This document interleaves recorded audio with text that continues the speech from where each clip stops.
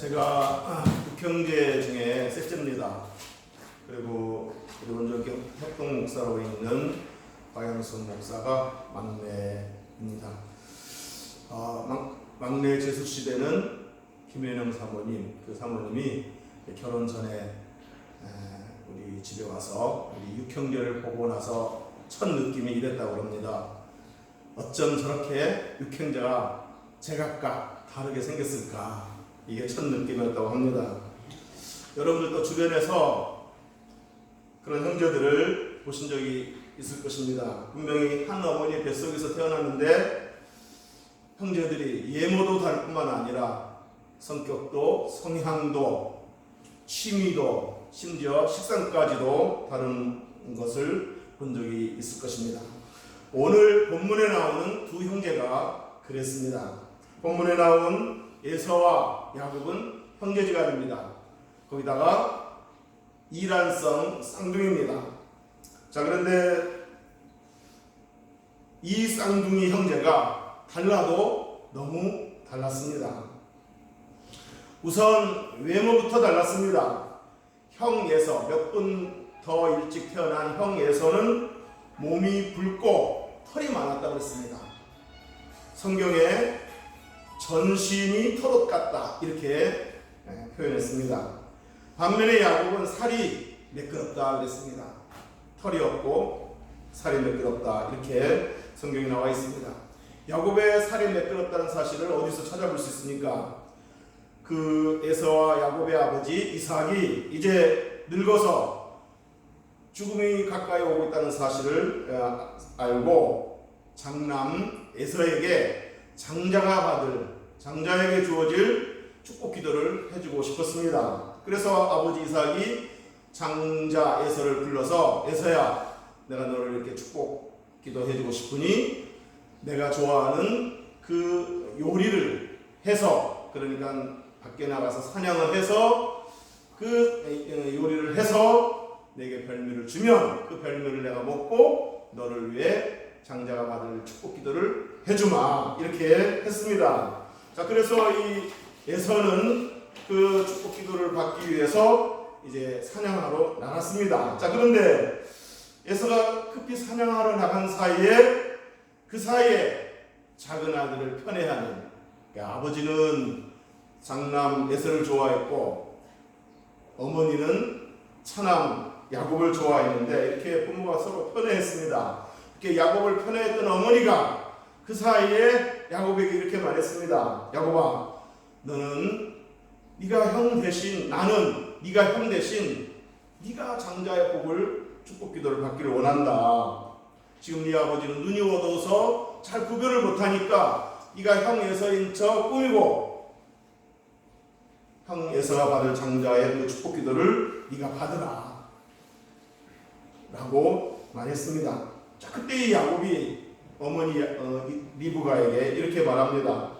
내 형 에서는 털이 많은데 나는 이렇게 살이 매끄러운데 아버지가 분명히 나를 만져보실 텐데 그러면 축복은 고사하고 저주를 받을까 합니다. 이렇게 말을 했습니다. 그러자 어머니 리브가가 걱정 마라 하면서 조치를 취해주는데 그게 뭡니까? 염소털을 갖다가 이 팔에 붙여서 위장하는 것이었습니다. 자, 그렇게 해서 야곱은 아버지를 속이고 형 에서인 것처럼 이렇게 속이고 형 에서가 받을 그 장자의 축복 기도를 대신 받았습니다. 자, 이처럼 형 에서는 털이 많은 사람이었고 동생 야곱은 살이 매끄러운 사람이었습니다. 자, 이렇게 예모가 달랐는데 예모뿐만 아니라 성향도 달랐습니다. 에서는 외향적인 사람이라 주로 밖에서 활동하기를 좋아했고 야곱은 조용한 사람이라, 성경에 조용한 사람이라고 표현했죠. 조용한 사람이라 주로 집에 있기를 좋아했다고 했습니다. 자, 이렇게 성향이 다르다 보니까 취미도 달랐습니다. 에서의 취미는 들에서 사냥하는 거였고 야곱은 집에서 뭐 했을까요? 요리하는 것이었습니다. 음식 만드는 것이 그의 취미였습니다. 자, 이렇게 두 형제가 쌍둥이인데도 외모도 성향도 취미도 달랐습니다. 자, 그런데 제가 말씀드리고 싶은 것은 이렇게 외모도 다르고 성향도 다르고 취미도 다르지만 보다 정말 결정적으로 중요하게 다른 점이 하나 있다는 겁니다. 오늘 그 부분을 이렇게 중심으로 설교를 풀어나가려고 합니다.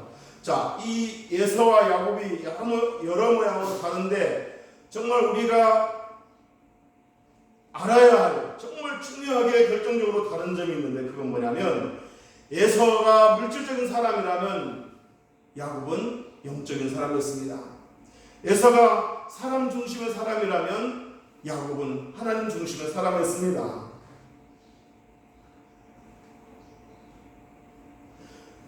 그 내용이 오늘 본문 팥죽 사건에서 찾아볼 수 있습니다. 그 내용을.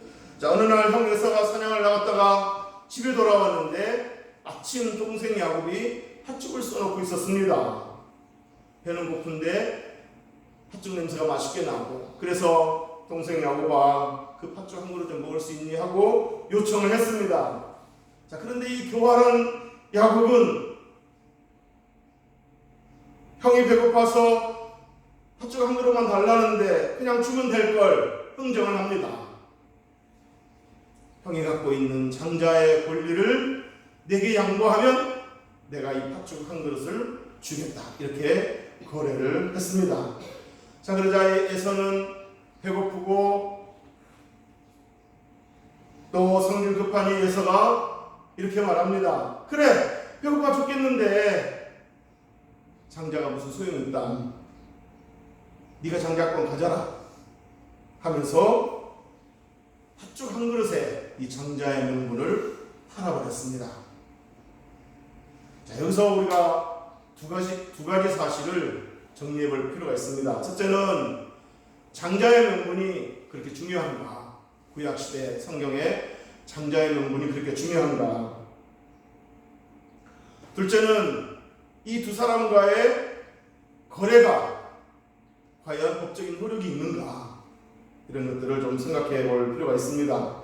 우선 장자의 명분에 대해서 한번 생각해 보겠습니다. 구약에서 맏아들이 갖는 장자권은 아주 특별한 권리입니다. 장자는 가문의 후계자가 되고 또 유산을 물려받을 상속자가 되고, 그리고 유산을 물려받되 다른 형제들보다 2배의 유산을 물려받습니다. 그러므로 장자의 명분은 아주 중요한 명분이라고 할 수 있습니다. 자, 그리고 그 다음에 우리가 생각해 볼 것은 과연 이 두 형제가 말로 했던 이 거래가 법적인 효력가 있는 걸까? 그래, 네가 형 해라 이렇게 말했다고 해서 정말 이 법적으로 야곱이 형이 될 수 있는가? 이 거래 문서가 있는 것도 아니고 증인이 있는 것도 아니고, 그런데 어떻게 법적인 효력이 있다고 볼 수 있겠는가? 이런 문제들을 좀 생각해 볼 필요가 있습니다. 자, 물론 이 두 사람의 거래, 말로 하는 이 구두 거래는 법적인 효력은 없습니다. 이렇게 했다고 해서 에서가 야곱에게 형 뭐 이렇게 불렀다는 기록도 없고 형이 됐다는 그런 것은 없습니다. 자, 그러면 뭐가 중요한가? 여기서 에서가 놓친 중요한 사실이 하나 있습니다. 법적인 효력은 없지만 법적으로 형 동생이 뒤바뀌고 그렇게 간 건 아니지만, 그 인간 사이에서 그렇게 된 건 아니지만 중요한 사실이 있는데 뭐냐? 복의 근원이 되시고 복을 주장하시는 하나님이 이 두 사람과의 이야기를 들으셨다는 겁니다.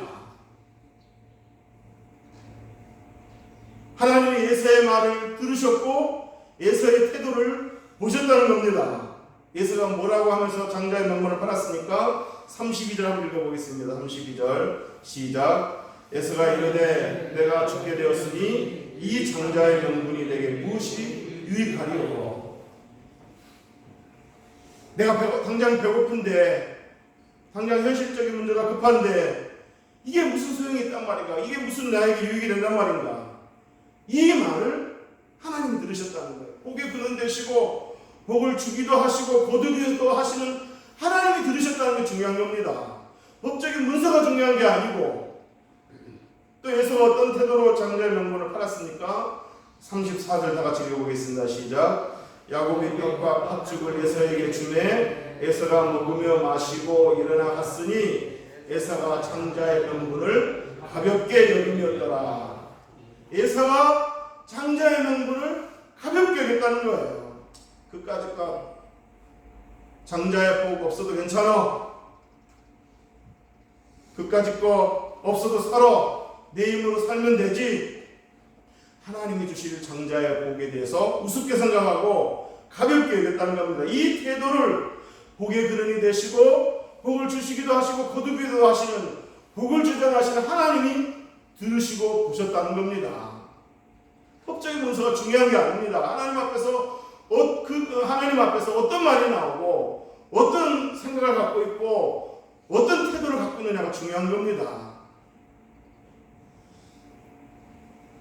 에서는 하나님이 주실 그 장자의 복, 은혜를 우습게 여겼습니다. 마태복음 7장 6절에 보면 거룩한 것을 누구에게 주지 말라고 했습니까? 개에게 주지 말라. 그러면서 너의 진주를 돼지 앞에 던지지 말라. 진주를 돼지 앞에 던지면 그 돼지가 그 진주를 발로 밟고 만다는 겁니다.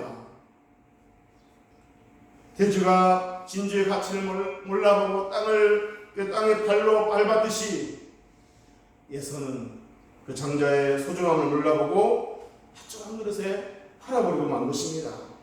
이 태도가 하나님께 보여졌고 이 에서의 말이 하나님께 들린 것입니다. 자, 이에 비해서 동생 야곱은 에서와 달랐습니다. 여러분, 야곱이 장자의 명분을 사려고 했을 때는 아버지로부터 물려받을 유산을 염두하고 한 것이 아닙니다. 이렇게 하고 나서 아버지로부터 2배 유산을 물려받았다는 얘기가 없습니다. 이 야곱은 아버지의 그 유산, 2배로 물려받을 그 유산, 그것 때문에 장자권을 이렇게 사모했던 게 아닙니다. 에서가 자기에게 형이라고 불러주기를 바래서 형 노릇하고 싶어서 이 장자권을 이렇게 사모했던 게 아닙니다. 야곱은 하나님이 장자에게 주실 그 은혜와 복을 귀하게 여겼다는 사실입니다. 이것이 에서와 야곱의 달랐던 결정적인 모습이었습니다. 물론 야곱의 행동은 간사하고 교활했습니다. 배고픈 형에게 팥죽 한 그릇 그냥 줄 수도 있는데 형의 배고픔을 이용해서 장자의 명분과 바꾸려 했다는 것은 분명 야곱의 잘못입니다. 야곱의 교활한 것입니다. 그리고 야곱이 아버지 이삭에게 그 장자가 받을 축복 기도를 받기 위해서 형인 것처럼 꾸미고 그래서 아버지를 속였다는 이 사실도 잘못된 겁니다. 그래서 야곱은 훗날 자기가 아버지에게 했던 것 그대로 자기 자식들에게 그대로 당합니다. 아버지를 속였던 것처럼 자기 자식들이 이 야곱을 속이는 그런 사건이 나옵니다. 심은 대로 거둔 것입니다. 이처럼 본문에 나온 야곱의 행실은 분명히 잘못되었습니다. 자, 그렇지만은 이 야곱에게서 배울 긍정적인 면이 있다는 겁니다. 오늘 그 면을 우리가 좀 배워야 된다는 것입니다. 야곱은 하나님이 장자에게 주신 은혜와 복을 귀하게 여기고 사모했다는 것, 하나님의 은혜를 사모했다는 것, 하나님의 은혜 없으면 안 된다는 그런 그 하나님의 은혜를 받았다는 것, 하나님을 의지했다는 것, 이것이 야곱에게서 배울 점입니다. 오늘 본문 말고도 야곱이 정말 하나님의 복을, 하나님의 은혜를 사모했다는 증거가 또 있는데 그게 뭡니까? 야곱이 야복 강가에서 이렇게 하나님의 천사를 만나게 되었는데 그 하나님의 천사를 붙잡고 밤새도록 씨름하며 기도합니다. 복을 달라고. 물론 이때 야곱이 구한 복은 물질의 복은 아닙니다. 야곱이 물질의 복을 구하기도 했지만 이때 구한 복은 물질의 복이 아닙니다. 왜냐하면 야곱은 이미 거부가 되었습니다. 많은 신학자들은 이때 야곱이 구한 복은 하나님의 임재, 하나님의 동행하심, 하나님의 은혜, 영적인 은혜라고 말합니다. 어쨌든 야곱이 하나님의 천사에게 복을 달라고 날이 새도록 붙잡고 있자 천사가 이렇게 말합니다. 이제 날이 샌다. 날이 새니 나로 하여금 가게 좀 놔주라. 이렇게 말했을 때 야곱이 뭐라고 말합니까? 당신이 내게 축복하지 아니하면 가게 하지 아니하겠나이다. 내게 축복하지 아니하면 가게 하지 아니하겠나이다. 야곱에게 있어서 하나님 주실 복은 절실한 것이었습니다. 복 주시면 좋고 안 줘도 그만이고 이게 아니었습니다. 야곱에게 있어서 하나님 주실 복은 아주 절실한 것이었고 그래서 이렇게 사모했던 것입니다. 이것을 우리가 배워야 한다는 겁니다.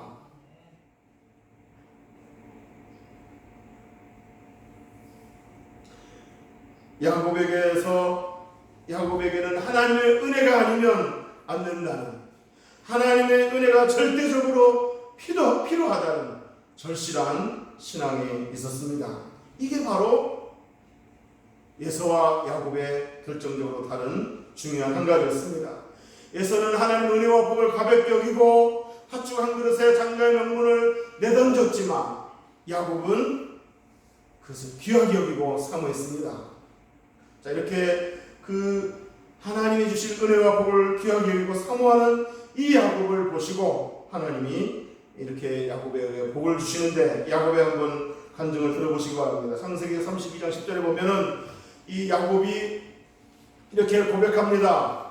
내가 내 지팡이만 가지고 이 요단을 건넜더니 지금은 2때나 이루었나이다. 자, 그러니까 야곱이 형 에서의 그 보복을 피해서 외삼촌 집으로 도망칠 때 지팡이 하나만 갖고 갔는데 외삼촌 집에서 머슴살이 하면서 20년 동안 머슴살이 하고 있다가 돌아올 때는 거부가 되어서 돌아왔다는 겁니다. 그야말로 금이환영해서 돌아온 겁니다. 자, 그런데 이 야곱의 그 간증을 자세히 들여다보면 내가 내 지팡이만 가지고 이 요단을 건넜더니 지금은 2때를 이루었나이다 라고 말하기 전에 뭐라고 말했냐면 나는 주께서 주의 종에게 베푸신 모든 은총과 모든 진실하심을 조금도 감당할 수 없사오나 하나님이 자기에게 베푸신 그 은총, 모든 진실하심을 감당할 수 없을 만큼 받았다는 거예요. 그러니까 자기가 이렇게 오늘날 이렇게 2때를 이루고 금에 환영할 수 있었던 것은 하나님의 은총이었다. 하나님의 신실함이었다. 이 고백을 지금 하고 있는 겁니다.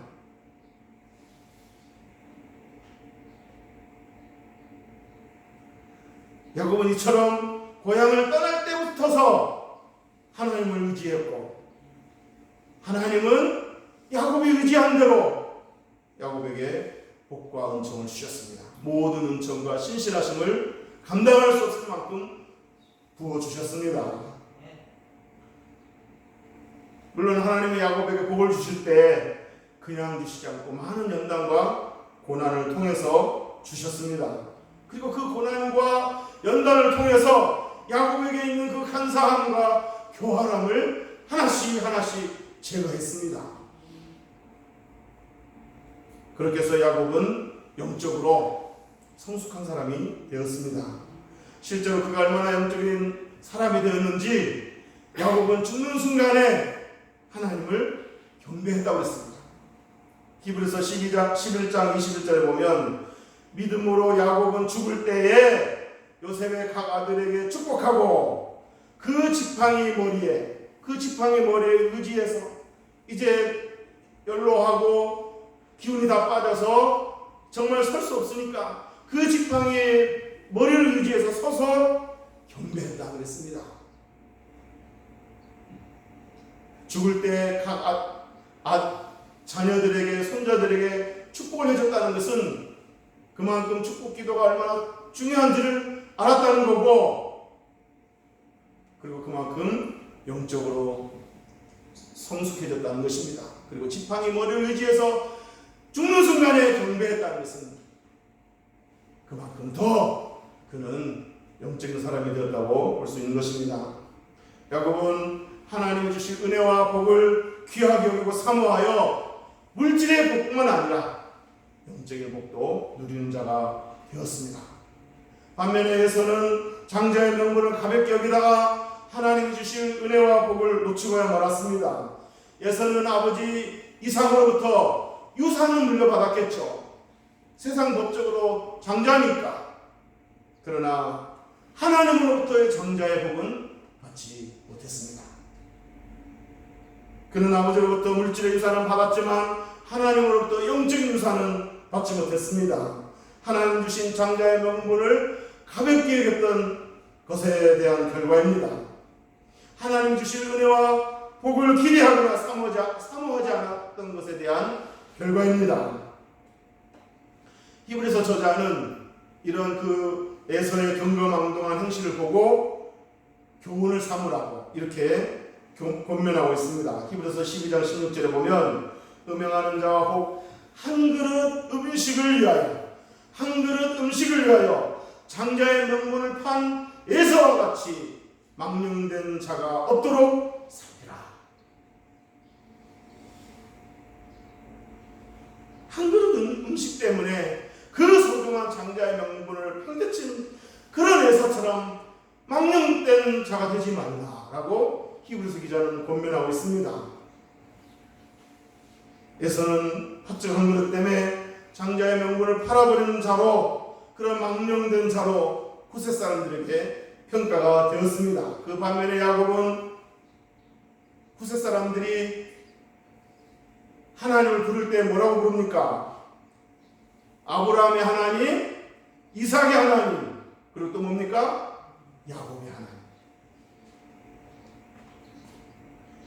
아브라함의 하나님, 이삭의 하나님, 야곱의 하나님으로 불렸다는 건 뭘 말하는 겁니까? 이 야곱은 그만큼 장자의 복을 받았고 그만큼 존귀한 자가 되었다는 것입니다.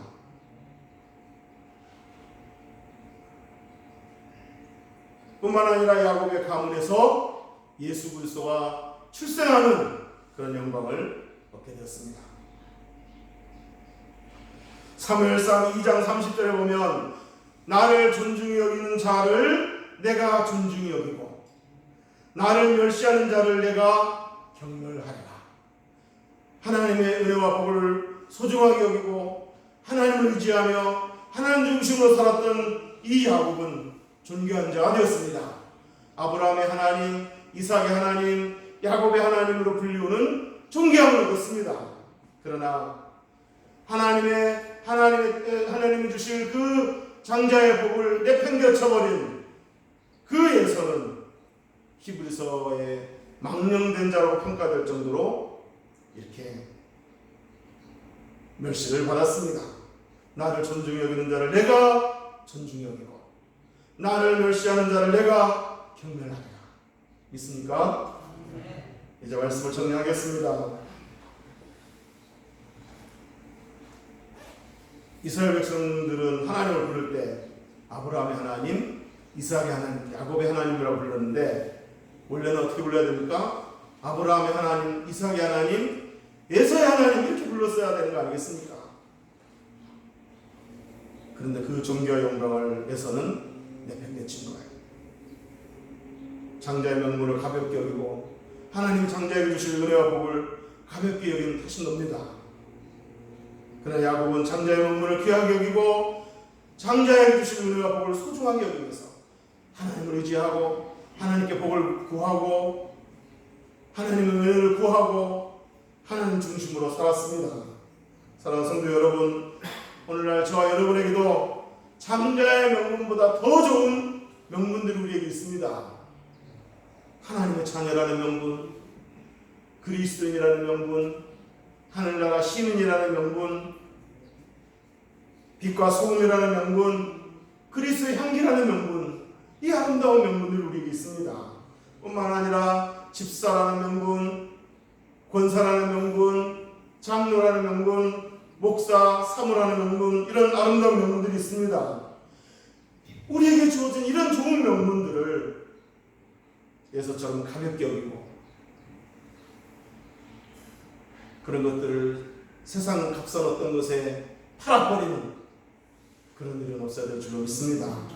예서가 장자의 명분을 팥죽 한 그릇에, 고작 팥죽 한 그릇에 팔아버렸던 것처럼 우리에게 있는 좋은 명분들을 값싼 어떤 세상 것에 팔아넘겨버리는 그런 일은 결코 없게 되기를 주의 이름으로 축복합니다. 세상 물질에, 세상 명예에, 세상 쾌락에 이 아름다운 명분을 파치어버리는 그런 망령된 그리스도인이 되지 않기를 주의 이름으로 축원합니다.